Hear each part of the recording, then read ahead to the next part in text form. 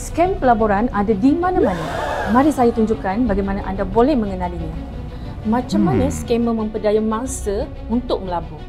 Pada peringkat awal, mangsa akan masuk dalam perangkap pelaburan palsu melalui pos-pos dan iklan-iklan di media sosial, aplikasi telefon dan ada juga secara bersemuka. Mangsa kemudiannya dimasukkan ke dalam grup WhatsApp yang dianggotai oleh ahli sindiket ini yang berperanan sebagai pelabur dan juga cikgu trader. Pelabur palsu ini akan berkongsi testimoni serta feedback palsu kepada mangsa untuk memperdaya mangsa. Mangsa akan ditawarkan dengan pelaburan yang menjanjikan pulangan yang tinggi, modal yang sedikit dalam masa yang singkat, tiada risiko dan juga pulangan adalah dijamin.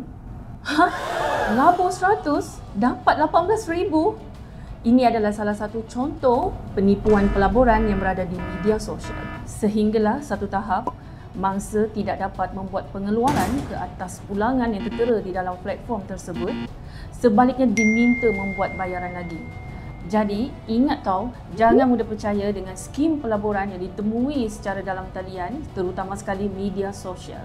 Semak profil syarikat pelaburan di portal investment checker yang disediakan oleh Suruhanjaya Security Malaysia.